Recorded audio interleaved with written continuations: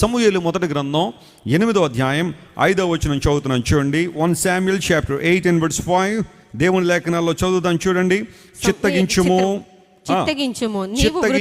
నీవు వృద్ధుడవు, నీ కుమారులు నీ ప్రవర్తన వంటి ప్రవర్తన గలవారు కారు గనుక. నీలాంటి వాళ్ళు కాదయ్యా సమూయేలు గారు, నీ కొడుకులు నీలాంటి వాళ్ళు కాదు గనుక సకల జనుల ఆ మాట అండర్లైన్ చేసుకోండి.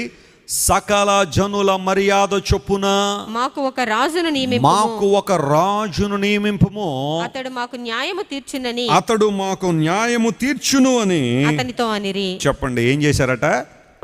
అతనితో అనరి. సమూయేలు దగ్గరికి ఇశ్రాయేలు ప్రజలందరూ వచ్చి అడుగుతున్నారు, అయ్యా సమూయేలు గారు, సకల లోక మర్యాద చొప్పున మాకు ఒక రాజు నువ్వేం చేయాలా?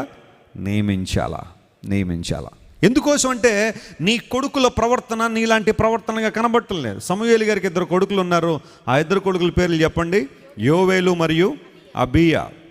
యోవేలు అబీయా అనబడే 2 కొడుకులు అట సమూయేలు గారు ఉన్నట్టుగా ఉండలేదట. వాళ్ళు సమూయేలు సత్యం కోసం నిలబడ్డాడు, దేవుని మహిమ కోసం నిలబడ్డాడు. కానీ సమూయేలు గారు కొడుకులు యోవేలు అబీయా వీళ్ళిద్దరూ కూడా లంచం పుచ్చుకుని న్యాయాలు తిప్పేశారట. డబ్బులు తీసుకుని లంచం పుచ్చుకుని అన్యాయాన్ని న్యాయంగా చెప్పేస్తున్నారు, ఇష్టానుసారం బ్రతికేస్తున్నారు. వీళ్ళిద్దరూ కూడా వాళ్ళ తండ్రి పేరును ప్రఖ్యాతను అడ్డు పెట్టుకుని ఈ 2 కుమారులు కూడా చెడ్డదారిలో బ్రతుకుతున్నారు. కొన్నిసార్లు ఏలీ కొడుకులు చెడిపోయారని చాలా గట్టిగా బల్లగుద్ది చెప్తాం, కానీ అదేంటో సమూయేలు కొడుకులు కూడా అదే పరిస్థితిలో ఉన్నారు. ఎవరైనా సరే ఒకవేళ నీ తండ్రి గారు గొప్ప దైవజనుడు కావచ్చు, బిషప్ గారు కావచ్చు, లేదా మరొకడు కావచ్చు, అన్నంత మాత్రాన రక్షణ అనేది, భక్తి జీవితం అనేది వారసత్వంగా వచ్చేది కాదు. ఎవరికి వారుగా దేవుని వైపు చూడగలిగితే వారి తండ్రిలో ఉన్న మాదిరిని ఈ 2 యవనస్తులు కూడా తీసుకుని ఉంటే చాలా బాగుండేది. కానీ యోవేలు అబీయా పేర్లు మాత్రం చాలా మంచియే, కానీ వాళ్ళిద్దరూ కూడా లంచాల మీద దృష్టి నిలిపి అన్యాయాన్ని న్యాయంగా, న్యాయాన్ని అన్యాయంగా మార్చేసి ఇశ్రాయేలు ప్రజలకు విసుగుదల తెప్పించారు. అయితే దానికి కాంట్రాస్ట్గా మనం కౌరవ కుమారుల జీవితాన్ని ఆలోచన చేస్తే ఆ చరిత్రలో తండ్రి చెడిపోయాడు, కానీ బిడ్డలు ఏమవ్వలేదు, చెడిపోలేదు. వారు దేవుని సన్నిధిలో ఉండి దేవుని స్తుతించారు. తండ్రితో పాటు 250 మంది అగ్ని ద్వారా లేదా భూమిని నెరవేరడం ద్వారా చనిపోయారు, కానీ కౌరవ కుమారులు చావలేదు. ఎందుకోసం అంటే వారు దేవుని సన్నిధిని ప్రేమించారు.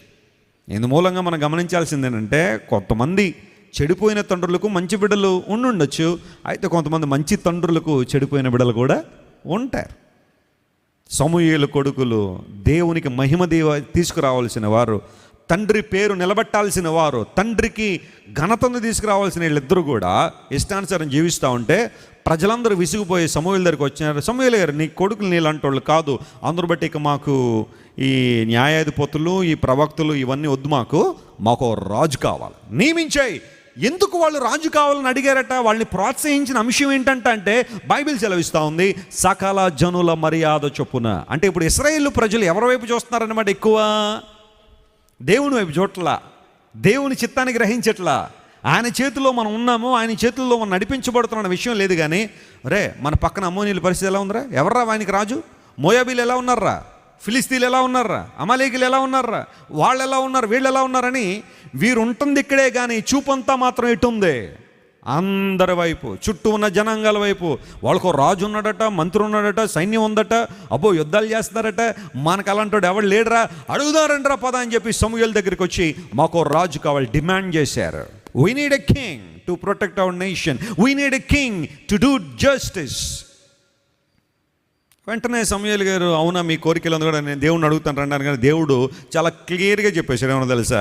ఓకే, రాజునిమ్మని మీరు అడుగుతున్నారు, ఇవ్వడం నాకు ఇబ్బంది ఏం లేదు, కానీ ఆ రాజు గనక మీ మీద ఆధిపత్యాన్ని చెలాయిస్తే పరిస్థితులు ఎలా ఉంటాయో వినండి అని దేవుడు చెప్పాడు. మీరు ఆ క్రింద ఇంటికి వెళ్ళిన తర్వాత చదివితే 1 Samuel chapter 8లో అవి చెప్పాడు. నేను ఎక్కువ చదవను, కానీ కొన్ని వచనాలు నేను జాగ్రత్తగా వింటాను. ఆ రాజు ఎలా ఉంటాడో దేవుడు ముందే చెప్పాడు. ఏమన్నాడు చూడండి, మిమ్మును ఏలబోవు రాజు ఎట్టువాడనగా అతడు మీ కుమారులను పట్టుకుని తన రథములు తోలుటకు, తన గుర్రములు కాపాడుటకు వారిని ఉంచుకును.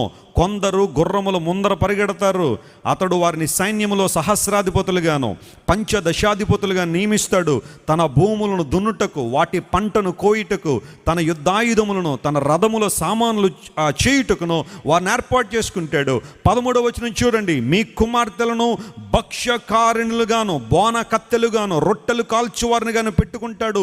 మీ పొలముల్లోనూ, మీ ద్రాక్ష తోటల్లోను, ఒలీవ తోటల్లోను శ్రేష్టమైన వాటిని తీసుకుని తన సేవకులకి ఇస్తాడు. మీ ధాన్యములను, ద్రాక్ష పండ్లను 10వ భాగం తీసి తన పరివార జనమునకు సేవకులకి ఇస్తాడు. మీ దాసులను, మీ పనికత్తులను, మీ పశువులను గార్ధబముల్లో శ్రేష్టమైన వాటిని పట్టుకుని తన పని కొరకు ఉంచుకుంటాడు. మీ మందులో 10వ భాగం పట్టుకుంటాడు. మీ మట్టుకు మీరు అతనికి దాసులవుతారు. ఆ దినమున ఇవన్నీ జరిగినప్పుడు మీరు కోరుకున్న రాజును బట్టి మీరు మొర్రపెట్టిన దేవుడు మీ మొర ఏం చేయడు? వినడు. ఇంతకన్నా క్లియర్గా ఇంకెవరైనా చెప్తారండి ప్రజలకి? అట్టిపండు ఒలిచి నోట్లో పెట్టినట్టు ఉంది కదా ఇది. మీరు రాజు కావాలి, రాజు కావాలని కోరుకుంటున్నారే. ఒకవేళ కనుక అతను వస్తే అతడు చేసే పనులనివే. వాస్తవానికి నా ఉద్దేశ ప్రకారం నేనే మీకు రాజుగా ఉండాలని కోరుతున్నాను. దేవుని స్తోత్రం కలుగునుగాక. అయితే మీరు నా ఆధిపత్యాన్ని తృణీకరించి, మీరు నా ఆధిపత్యాన్ని ప్రక్కన పెట్టి సకల లోక మర్యాద చొప్పున మాకు ఒక రాజు కావాలని కోరుకుంటున్నారు. కాన్సిక్వెన్సెస్ ఎలా ఉంటాయంటే, ఏమండి ఎంత చెప్పినా అయ్యో సమూయేలు గారు ఇలా జరుగుద్దండి, వద్దులేండి, అయితే ఏదో పొరపాటు పడి ఇలాంటి కోరికలు కోరుకున్నాం అనలా. ఇంత విలువగా దేవుడు మాట్లాడినప్పటికీ కూడా అక్కడున్న ప్రజలు ఏమన్నారో తెలుసా? 20వ వచనం చూడండి, 19వ వచనం. ఆయనను జనులు సమూయేలు యొక్క మాట చెవిని పెట్టనొల్లక, అలాగూ కాదు, జనములు చేయు రీతినే మేమును చేయనట్లు మాకేం కావాలా? రాజు కావాలంతే. మేము నిర్ణయించుకున్నాము. ఇంక నిర్ణయాన్ని దేవుడు కూడా వ్యతిరేకించడానికి స్టబర్నెస్ కాదండి ఇది, మెడబిరుసుదనం కాదంటారా? సకల లోక మర్యాద చొప్పునే మేము నడవాలని నిర్ణయించుకుంటున్నాము. We don't care about our god and his principles and his customs and his commandments and his word. ఆయన మాట కానీ, ఆయన ఆజ్ఞలు కానీ, ఆయన నిబంధనలు కానీ, ఆయన యొక్క వాక్యం కానీ మాకు ఎక్కువ కాదు. సకల లోక మర్యాద చొప్పునే మేము చేస్తాం. ఎన్నిసార్లు మనం ఇలా ప్రవర్తించట్లేదు? ఎన్నిసార్లు దేవుని బిడలని పేరు తెచ్చుకున్న సకల లోక మర్యాద చొప్పున ముందుకెళ్తాను కానీ దేవుని మాట నాకు ఎక్కువ కాదని ఎన్నిసార్లు మనం ఇబ్బంది పడలేదు? సౌలు కావాలని కోరుకున్న జనులందరూ జనుల మర్యాద చొప్పున వారి. దేవుడు ఎంత బాధపడి ఉంటాడండి. అరే నేను మీకు రాజుగా ఉంటానంటే నువ్వు అక్కర్లేదా, మాకు ఇంకొకటి కావాలి, ఇంకొక వ్యక్తిని మా కళ్ళ ముందు పెట్టు. ఆఖరికి ఆ తర్వాత జనులందరూ కూడా సౌలు యొక్క పరిపాలనలో, అతని యొక్క ఆధిపత్యంలో ప్రజలు ఏ విధంగా ఇబ్బంది పడ్డారనేది ఆ తర్వాత కాలంలో మనం చూస్తూనే ఉన్నాం. ఎవరు నీకు రాజు? ఎవరు నిన్ను నడిపిస్తున్నవారు? ఎవరు నిన్ను నియంత్రిస్తున్నవారు? ఈరోజున ఆలోచించాయి. దేవుడు నీ రాజుగా, నిన్ను నియంత్రించువాడుగా, నిన్ను నడిపించువాడుగా, నిన్ను బలపరచువాడుగా ఉండాలని కోరుతుంటే ఆయన్ను ప్రక్కకు నెట్టేసి ఆ స్థానంలో ఇంకొక ఎవరినైనా పెట్టావా? యంగ్ పీపుల్ చాలామంది ఈ కార్యక్రమం చూస్తూ ఉండొచ్చు, ఈ ఆరాధనలో పాల్గొంటున్నారు. ఎవరి మాటలు నీకు ఎక్కువ విలువగా ఉన్నాయి?